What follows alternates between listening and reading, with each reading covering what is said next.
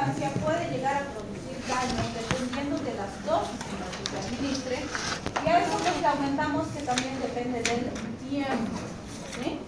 Y les decía, la campeona de bebedores de agua estaba, había ganado el concurso porque había bebido 8 litros de agua en aproximadamente 2 horas, y estaba yendo a recibir su premio, cae desmayada y se muere, ¿sí? Por el cuadro denominado hiperhidremia. ¿Por qué? Porque la cantidad de agua que recibió en un intervalo corto de tiempo era exagerada y generó una descompensación tan intensa en su organismo que se murió, ¿sí? Entonces, yo siempre utilizo ese ejemplo para decirles, si algo tan necesario para la vida como es el agua puede ser dañino e incluso letal para un ser vivo, absolutamente cualquier sustancia puede ser, ¿sí? Entonces ahí pues contrarrestamos un poquito lo que dicen los famosos naturistas o esta gente que dice, es que es una medicina natural, por eso no tiene efectos adversos. Mentira, absolutamente falso, ¿sí? No por ser natural va a estar exento de riesgo. Si ustedes revisan las estadísticas, lo que entre comillas es natural, como por ejemplo el mate de anís, el mate de manzanilla, las semillas de la India, etcétera, que entre comillas son tratamientos naturales, matan gente, ¿sí? El anís, por ejemplo, es una de las bebidas que más daño en relación a toxicidad en pediatría produce. Se intoxican los niños, ¿sí? Y me van a decir, mi abuelita a nosotros nos daba cuando nos dolía la pancita. Claro, sí, riesgo. Justamente porque tiene una composición química es que produce efectos. Pero utilizada en dosis inapropiadas puede ser altamente peligroso. Y la razón por la que los niños se intoxican es porque agarran y les ponen dosis no cuantificadas en su mamadera y les dan para que tomen y se intoxican, ¿sí? Si tú has tomado, te ha dado tu abuelita y no te ha pasado nada, es porque no se ha pasado de la dosis tóxica. Y por suerte no te has intoxicado, ¿sí? Entonces, absolutamente cualquier sustancia se puede convertir en un letal tóxico si se da en cantidades inadecuadas, ¿sí? Y eso implica, por lo tanto, fármacos, sustancias químicas, hierbas, plantas, absolutamente cualquier cosa química con la que podamos estar en contacto en cualquier momento de nuestra vida, ¿sí? De la misma forma hablamos de las toxinas, que son venenos de origen biológico, y pues sí, también estamos constantemente en contacto con toxinas, ¿no es cierto? Por ejemplo, qué sé yo, si te pica una hormiga, tiene una toxina, tiene un veneno, ¿sí? El ácido fórmico, que en grandes cantidades te puede matar, claro que sí. Si te pica unita, bueno, te hará una ronchita y ya está, te dolerá, te molestará y va a pasar, ¿sí? O la apitoxina, el veneno de las abejas, o el veneno de alacrán, o del Arthrodextrus, por ejemplo, el alfa-latrotoxina de la viuda negra es terriblemente peligroso. Más aún el veneno del oxóceles, la raya del rincón, que esa tenemos todos en nuestras casas y que es súper peligrosa, mucho más que la viuda negra. Entonces, vean, tenemos un montón de estos y la gente va a llegar porque si tú estás limpiando tu casa y no te has fijado detrás de la cortina y había una araña que se asusta cuando tú estás limpiando, te envenena y vas a llegar con una intoxicación, que puede ser complicada, claro que sí. ¿Nos llegan a los hospitales? Sí, nos llegan a los hospitales, ¿sí? Pero no es lo único que tenemos venenos también inorgánicos y ahí podemos hablar incluso de la energía radiante a la que estamos expuestos de forma habitual, constante, ¿no? Yo siempre les digo, a ver, ¿quién no tiene celular? Todos tienen, ¿no? ¿No tienes? ¿No has tenido nunca? Sí, pero los últimos meses ya. ¿Por qué? Siempre que lo pierdo, trato de lo más posible de no volver a tener celular. Pero ahora, como nos mandan comunicados todos, tengo que conseguir un celular hace unos días. O sea, se ha vuelto una herramienta necesaria para trabajar, para comunicarnos, para todo, ¿se dan cuenta? ¿Y esto es peligroso? ¿Emite energía radiante? Claro que sí, absolutamente. Ya existen estudios que han demostrado que, por ejemplo, los varones no deberían ponerlo aquí en el bolsillo del pantalón porque está muy cerca del aparato reproductor y está relacionado a esterilidad, ¿sí? Los que usan marcapasos y demás cosas cardíacas no deben tener el celular cerca del dispositivo porque altera la frecuencia y puede alterar el marcapaso. Los que trabajan constantemente con llamadas, que hay gente que se dedica a estar todo el tiempo respondiendo llamadas y demás, se les recomienda que usen manos libres, porque esto ha demostrado aumentar el riesgo de cáncer cerebral. O sea, está documentado, ¿sí? Y lo sabemos, pero ¿podemos vivir sin este? No, pero yo les digo, no, sí se ha vuelto una herramienta necesaria, pero no es necesario, por ejemplo, que yo esté 24/7 con mi celular y hasta que estoy en la noche, ay, se acaba mi cara, ay, ya, lo voy a guardar. ¿Y dónde duerme? A mi lado, ¿no? ¿Eso es necesario? No. Y me está intoxicando absolutamente. En otros lugares están peleando para que quiten las antenas de redes Wi-Fi de los lugares donde vive la gente. ¿Y aquí qué hacemos? No, el router a mi cuarto porque necesito que me llegue bien la señal. Y dormimos con el router en el cuarto, ¿sí? ¿Y acaso lo apagamos para dormir de noche? No, por ahí me mensajean a las 2 de la mañana, no, tengo que estar conectado. ¿Eso es necesario? No, pero así estamos viviendo. Y yo les digo, claro, me van a decir, Doc, pero anoche estaba hasta las 500 con mi celular y mire, estoy pilas y no tengo nada. Claro. ¿Y hace cuántos años tienes tu celular? ¿Recién un añito? 5. A algunas generaciones a los 15 años recién les han dado celular. Están más protegidos, ¿sí? A las generaciones de hoy, el chiqui, su dedito asícito, pero un año tiene ni habla. ¿Y cómo mueve su dedito, no? Para cambiar los videos. 1 año, 2 años, ¡ping! Para que no moleste, le pasan el celular. Esa guaguita tiene mucho más riesgo de tener muchas enfermedades que ustedes, porque lo estamos exponiendo desde más temprano. Porque claro, un día no pasa nada, pero estamos con esto todos los días. ¿Se han puesto a pensar cuántos años ya tienen su celular?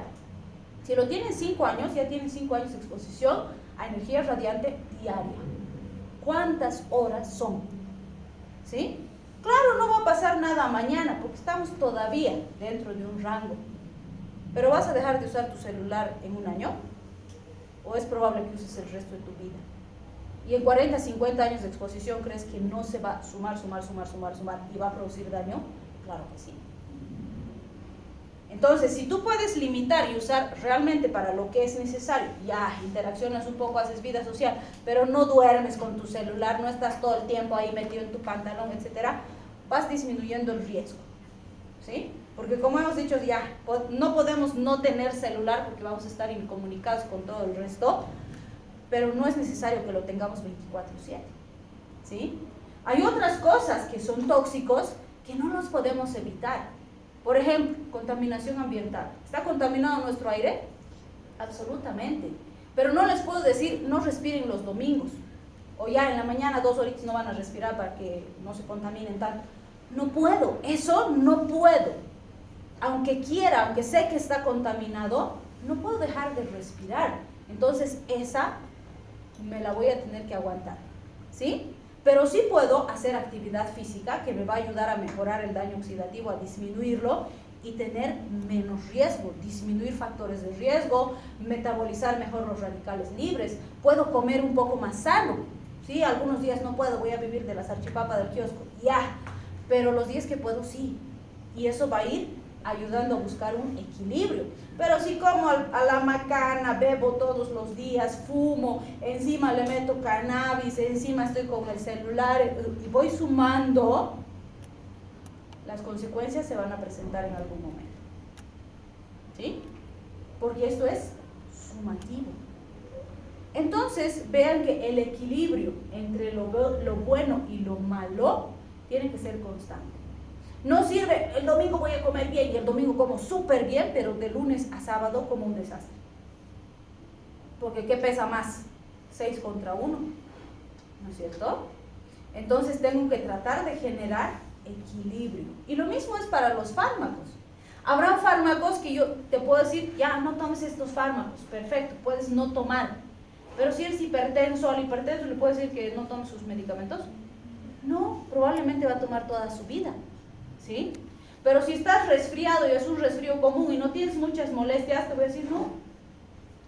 Solo antigripal para los síntomas si te molesta mucho, si no, matecitos calientes y ya estamos. No necesitamos fármacos. ¿Sí? Una preguntita, hay niños que son inclusive recién nacidos o de corta edad que tienen tumores. Y entonces yo quiero preguntar si tal vez podría ser una causa lo de esto de radiación del celular podría ser o no. Con seguridad tiene algún grado de influencia, pero decir que es la única causa, no. Porque como les estaba diciendo, por ejemplo, si decimos hoy, por ejemplo, si te has bañado, has utilizado jaboncillo, has utilizado crema, te has cepillado los dientes, has venido respirando, has estado con tu celular, has comido algo en el kiosco, cada uno de esos factores es un factor de riesgo. ¿Sí? Y hay cosas que no podemos dejar de hacer. Pero el champú, el jaboncillo, la pasta dental, todo lo que has usado es químico. ¿Cumple una función? Sí, pero tiene otros elementos que son peligrosos también. Entonces, les decía, ¿no? Antes teníamos mucho menos de exposición a celular. Entonces, teníamos más años de menos exposición a riesgo, pero no es lo único.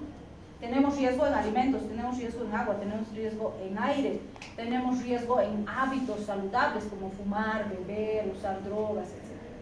Entonces, mientras más factores de riesgo hay, más riesgo existe. Mientras menos hay, menos riesgo existe. Cero riesgo es imposible, porque como te digo, tendrías que dejar de vivir. Te vas a la jungla. Aún yéndote a la jungla, porque el aire que respiramos, o por ejemplo, si te vas aquí al trópico, que es verdecito, pero los ríos están contaminadísimos por el narcotráfico, porque todos los desechos de lo que procesan la cocaína lo tiran al río. ¿Sí? O te vas al río Pilcomayo a pescar, que los pescaditos son muy buenos, pero están contaminadísimos por mercurio. Entonces, hoy realmente es complejo, ¿no? Y realmente sí tenemos que tratar de buscar un equilibrio, porque evitarlos no podemos, pero disminuirlos sí. Y obviamente amplificarlos también. Y si vamos a amplificarlos, seguro que van a seguir. ¿Por qué creen? No es coincidencia que cada año hay más cáncer, hay más leucemia, hay más enfermedades raras. No es coincidencia. Es el resultado de años de exposición a más factores de riesgo. ¿Sí? Entonces hay cosas que no podemos evitar, pero hay cosas que sí. Por ejemplo, si hablamos de fármacos, yo no necesito tomar fármacos. Ah, yo estornudo, ya, me tomaré algo. No. Pero habrá situaciones en las que realmente tengo que tomar el fármaco, entonces tengo que hacerlo, pues. Porque el beneficio justifica el riesgo. Pero sin riesgo no existe. ¿Sí? Mientras más uso, más riesgo. Menos uso, menos riesgo. Pero no usar tampoco se puede en todos los casos. ¿Sí?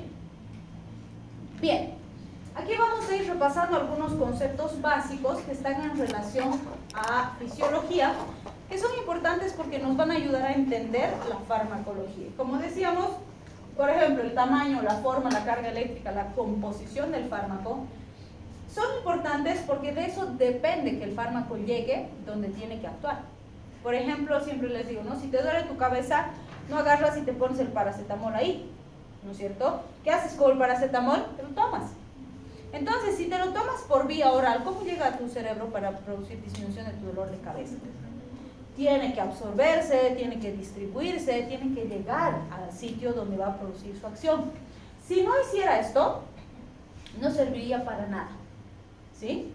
¿Y hay fármacos que no se absorben? Claro que sí. Hay fármacos que yo le doy por vía oral y se absorben cero. Entonces, si le doy ese fármaco vía oral, será para que actúe en la cavidad oral o en el esófago, donde estoy poniendo el fármaco. Porque si le doy oral y necesito, por ejemplo, que actúe en piel, nunca va a llegar. Y estoy haciendo macanas de tratamiento. ¿Sí? Entonces, es por esa razón que yo tengo que saber las características de cada fármaco, saber por qué vía se usa, cómo se absorbe, si se absorbe, no se absorbe, cuándo uso, cuándo no uso. Porque, por ejemplo, para un hongo puedo tener 10 antimicóticos que puedo usar, pero tengo que saber de esos 10 cuál voy a usar, dependiendo del paciente, la edad del paciente, el sitio donde está el hongo, a dónde quiero afectar, cuánto tiempo quiero manejar, etc. ¿Sí? Y para eso tengo que conocer. ¿Sí? El metabolismo y la excreción del fármaco es otro punto súper importante que debo manejar. ¿Por qué? Mi paciente, o bueno, puede ser que el fármaco, por ejemplo, actúe en la bacteria, mata la bacteria, destruye su pared. Mi célula no tiene pared, entonces no me debería hacer nada a mi célula, ¿cierto? Por mecanismo de acción no hace nada con mi célula. Pero ese fármaco, para matar a esa bacteria, se tiene que absorber, se tiene que distribuir, se tiene que eliminar por algún lugar. Entonces, los efectos adversos, las complicaciones para mi salud, van a estar relacionadas con esto, con el metabolismo, con la excreción del fármaco, no con su mecanismo de acción. Entonces, aunque sea un fármaco que no actúe en mi estructura, sí puede haber efectos adversos, porque el efecto adverso no solo está relacionado al mecanismo de acción, sino a la absorción, a la distribución, al metabolismo, a la excreción del fármaco, ¿sí? Y para cada fármaco, cada una de esas características es diferente. Bien, esto también es súper importante. Los fármacos tienen distintos diseños, pueden ser sólidos, líquidos, gaseosos. Esa presentación va a estar diseñada para determinar la vía de administración. No puedo agarrar, por ejemplo, un comprimido y le digo al paciente, ponte este comprimido endovenoso. Es incoherente, ¿no es cierto? El comprimido no está diseñado para administrar intravenoso, se utiliza vía oral, ¿sí? Entonces, cada presentación tiene una vía específica de administración en base a sus propiedades físico-químicas. Que sí puedo tener fármacos que tengo en cremas, tengo en gotas, tengo en inyectable, tengo en comprimido, tengo en cápsulas blandas, tengo en parches. Claro que sí, depende del fármaco, ¿sí? Y por supuesto los fármacos, fíjense, pueden ser carbohidratos, lípidos, proteínas, pueden ser orgánicos, inorgánicos, ácidos, bases, todo lo que hemos aprendido en bioquímica, porque son sustancias químicas que van a interaccionar con nuestras estructuras biológicas, ¿sí? Bien, también pueden ser de distintos tamaños. La mayoría de los fármacos tienen un tamaño entre 100 y 1000 gramos por mol. Pero hay excepciones. Por ejemplo, el litio, que es uno de los más chiquititos, pesa 7 gramos por mol. O sea, es súper chiquitito. ¿Qué implicaciones tiene eso para el paciente? Como es tan chiquitito, se distribuye y se mete a todos los rincones del organismo del paciente. ¿Será que necesito que se meta a todos los rincones del paciente? No. Normalmente necesito un lugar nomás donde actúe. Y si se va a todo lado, entonces es muy tóxico. Y esa es una de las razones por las que se ha empezado a dejar de utilizar los fármacos preparados con litio, ¿sí? En cambio, fíjense, este es la alteplasa, que es un trombolítico. Pesa 59.050 gramos por mol, o sea, es gigante, ¿sí? ¿Qué implica eso? Que no se puede ir a ningún compartimiento. Donde la pongo, ahí se queda. Entonces, esta yo tengo que administrar en el sitio donde necesito que actúe. Porque si la pongo en otro lugar, nunca va a llegar donde tiene que llegar, porque es demasiado grande, ¿sí? Entonces, ese tamaño molecular nos va a servir para entender por qué hay fármacos que se quedan dentro de los vasos, otros que pueden salir al intersticio, otros que pueden meterse dentro de la célula, y para cada fármaco, cada una de estas características va a ser diferente, ¿sí? Muy bien, entonces fíjense, la especificidad depende de varios factores, no solo del tamaño, pero el tamaño es determinante para el transporte de los fármacos a los distintos compartimientos del organismo. Esto también ya lo hemos visto en la introducción, donde veíamos los tipos de enlace. ¿Por qué es importante? Porque los enlaces pueden ser débiles o fuertes. Y como los fármacos se unen en los mismos receptores que se unen nuestros agonistas y antagonistas endógenos, entonces pueden producirse enlaces fuertes y débiles. ¿Cuáles son los más importantes, los fuertes o los débiles? Los fuertes. ¿Los fuertes? ¿Por qué? Porque los eran irreversibles, por lo tanto los efectos que dan también. Si tuvieras, por ejemplo, hemoglobina, ¿la hemoglobina qué transporta? Oxígeno, ¿sí? Y cuando deja de transportar oxígeno, ¿qué transporta? Dióxido de carbono. ¿Puede transportar CO2 cuando transporta oxígeno? ¿Y puede transportar oxígeno cuando transporta CO2? No. Y para transportar este, ¿qué necesita hacer con este? Liberarlo, romper su enlace. Si no pudiera romper el enlace, ¿podría funcionar? No, y nos asfixiamos. ¿Por qué se muere un paciente intoxicado con monóxido de carbono? Porque el monóxido de carbono tiene 200 veces mayor afinidad por la molécula de hemoglobina y no se separa por más de 100 horas. Entonces, fíjense aquí, si el enlace fuera fuerte, nos morimos. Porque la molécula no puede funcionar, ¿sí? Entonces, no es más importante el débil o el fuerte. Depende de qué función cumple. Si es una función de transporte, por ejemplo, es más importante el débil porque gracias a que se puede romper el enlace, la función se cumple. Pero si fuera, por ejemplo, estructura muscular, tiene que ser fuerte, porque si no estaría caminando y se rompen mis músculos, ¿sí? Entonces, depende de la función. Y ahí vamos a ver puentes de sulfuro, puentes de hidrógeno, fuerzas de Van der Waals, covalentes, etcétera. ¿Sí? Bien, los fármacos que forman enlaces débiles, además, generalmente son más selectivos. ¿Qué ventaja tendría de que el fármaco sea más selectivo? Si es más selectivo, ¿qué ventaja tengo? Menos efectos adversos. ¿Sí? Muy bien. Este gráfico nos permite entender la ley de equilaridad y los enantiómeros. Vale decir, los enantiómeros son las dos formas racémicas del fármaco. Si se acuerdan, un isómero, que tenemos aquí un isómero, fíjense, estos dos son isómeros. Son moléculas que químicamente son exactamente iguales, porque tienen la misma estructura química. Tienen un hidrogenio, una cadena radical, un carbono central, un carboxilo y un amino. Tienen exactamente lo mismo. Pero no son iguales, son isómeros. ¿Cuál es la diferencia?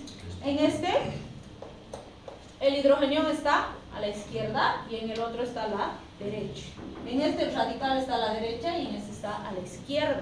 Esa es la única diferencia, la estructura química, ¿sí? Y gracias a esa diferencia, cada uno funciona diferente. ¿Por qué me interesa entender esto? Porque los fármacos tienen esas dos formas racémicas y de la mayoría no se ha podido separar. Entonces están presentes las dos. ¿Y por qué nos dice que esto es importante? Porque nos dice, una de las formas es la que produce el efecto del fármaco. Y la otra, como no se ensambla de la misma forma y con tanta perfección al receptor, puede o no producir el efecto o producir un efecto deficiente. ¿Sí? ¿Qué significa eso? Que cuando yo le doy al paciente, una está produciendo el efecto farmacológico que yo veo y la otra le está restando efectividad. ¿Sí? ¿Por qué nos interesa eso? Porque la mayoría de los fármacos que usamos va a venir con los dos, aunque no querramos que sea así. Nos interesa eso porque con los avances tecnológicos de hoy, en algunos casos se está logrando separar. Y al separar, estamos obteniendo fármacos más potentes. Les decía en algún momento, si han escuchado de la cetiricina, que es un antihistamínico muy potente, ahora ya nos llega la levocetiricina. ¿Qué significa? Que han logrado separar la forma levorotatoria de la cetiricina y por eso es más potente. ¿Sí? Sí es más cara, pero es más potente. ¿A qué se refiere con que algunos tienen 2 centros asimétricos y 4 diasterómetros? A que en vez de 2, tiene 4 isómeros. ¿Sí? Por decirles, uno a la izquierda, otro a la derecha, uno hacia arriba, uno hacia abajo. Son 4. Entonces, cuando logremos separar esos, vamos a tener fármacos mucho más potentes. ¿Sí? ¿Y por qué nos interesa eso? Porque después de que se ha leído el genoma humano, se ha encontrado que podemos mejorar los fármacos con los que contamos cambiando sus formas racémicas, ¿sí? O cambiando la forma de diseñar el fármaco. Antes primero diseñábamos la molécula farmacológica y después íbamos probando y decíamos debe estar actuando en el alfa, debe estar actuando en el beta, debe estar actuando en el muscarínico, ¿sí? Pero después de que se ha leído el genoma humano, ya sabemos cómo es el receptor, sabemos su tamaño, su forma, su carga eléctrica, y en base a esas características del receptor, estamos diseñando el fármaco que se acople perfectamente a todo eso. Y eso nos promete que vamos a tener fármacos más potentes, más eficaces, con menos efectos adversos, más adelante. ¿Sí? Para eso nada más, así que no se estresen demasiado con los enantiómeros.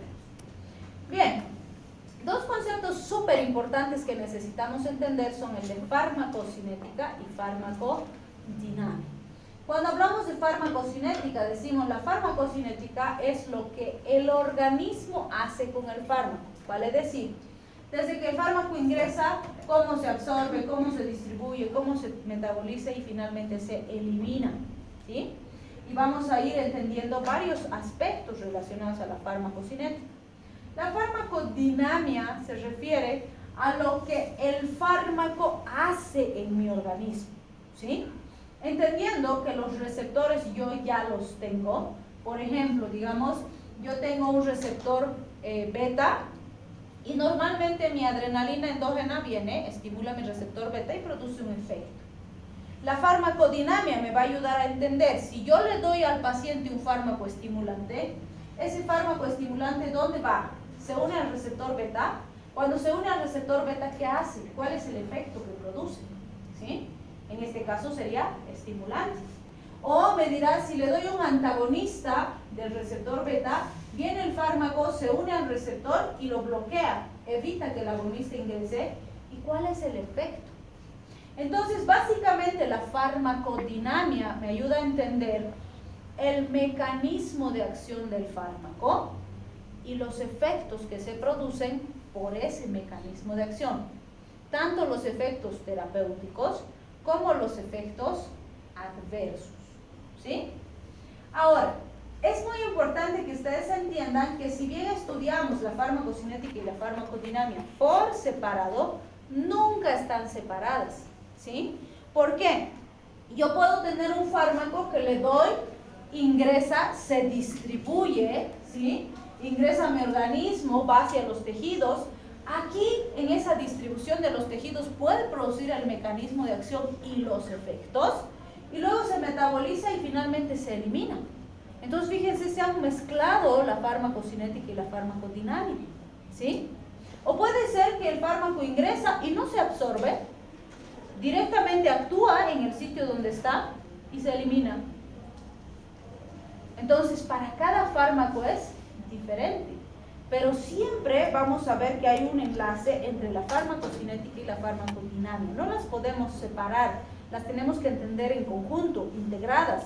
Pero para estudiarlas mejor, las estudiamos por separado, ¿sí? Pero siempre van a ir juntas. Muy bien, este gráfico nos muestra algunas diferencias en relación a farmacodinamia. Por ejemplo, hemos dicho mecanismo de acción y efecto. Si yo le doy a mi paciente nitroglicerina sublingual, ¡pim!, le pongo sublingual y en 45 segundos tengo la máxima respuesta. Es un potente vasodilatador, ¿sí? Le puedo dar cuando tiene un infarto de miocardio para dilatar las coronarias y que se estabilice. Si le doy metotrexato, que es para la artritis reumatoide, le doy al paciente y no va a haber efecto. El efecto se va a empezar a ver más o menos entre 3 a 6 semanas de que ha iniciado el tratamiento, ¿sí? Entonces este grafiquito nos dice, para la aparición del efecto de cada fármaco, son diferentes los mecanismos que necesitan activarse y por eso es que también cada fármaco actúa en un tiempo diferente. Hay fármacos donde el fármaco se une al receptor, ¡pum!, aparece la respuesta. Pero hay fármacos que se unen al receptor, se tiene que activar una molécula efectora y recién aparece el efecto. En otros, antes de la molécula efectora hay la activación de una molécula de acoplamiento, se activa la molécula efectora y recién aparece el efecto. Y en otros se tiene que producir un cambio profundo en la expresión genética de la célula para que aparezca el efecto. Y por eso es que hay fármacos que actúan en segundos, otros en minutos, otros en horas, otros en días y otros en semanas. Otra vez, para cada fármaco es diferente. ¿Sí? Muy bien, este gráfico que lo tenemos en el CATSUM nos ayuda a entender o a relacionar el agonista, el antagonista, que ya los hemos definido. Fíjense, los dos actúan en el mismo sitio receptor. Pero además tenemos activadores alostéricos e inhibidores alostéricos. ¿Cuál es la diferencia de estos con el agonista y el antagonista? Que estos dos actúan en lugares diferentes. Por ejemplo, fíjense, el activador actúa aquí, el inhibidor actúa aquí, ¿sí? Pero este va a potenciar al agonista y este va a disminuir el efecto del agonista. Y para entender eso, la siguiente clase vamos a ver este gráfico, ¿sí? Vamos a quedar hoy aquí porque ya es... Ah, no, tenemos 2 minutitos más. Este más veremos. Bien, este gráfico nos ayuda a entender eso. Fíjense, esta curva me dice, estas son las curvas de dosis-respuesta. ¿Qué significa? Que cuando yo le voy dando la dosis a mi paciente y empieza a concentrarse la dosis, empieza a aparecer un efecto, ¿sí? El agonista, cuando se une a su receptor, va a producir activación. Y eso es lo que estoy viendo en esta primera curva. Aumenta la concentración, llega hasta un punto, empieza a subir la concentración, aparece el efecto, llega hasta un efecto máximo y hace una meseta. Si yo dejo de darle, la curva va a ser esto. Es decir, cuando la concentración llega a un máximo, hace su meseta. Si ya no le doy más dosis, la dosis va a empezar a disminuir y el efecto también va a empezar a desaparecer. Eso pasa cuando le doy una vez un fármaco a un paciente, ¿sí? Pero si yo quiero mantener este efecto, digamos que le estoy dando 3 días de tratamiento y quiero que tome cada 8 horas, yo tengo que darle dosis sucesivas para que se mantenga así. Cuando este ya está disminuyendo el efecto, la segunda dosis ¡pum!, empuja para otra vez subir. Este ya está disminuyendo, la tercera dosis ¡pum!, empuja. Y eso me permite mantener el efecto en un límite determinado mientras necesite, ¿sí? Entonces, eso es lo que vamos a analizar la siguiente clase. Ahora sí.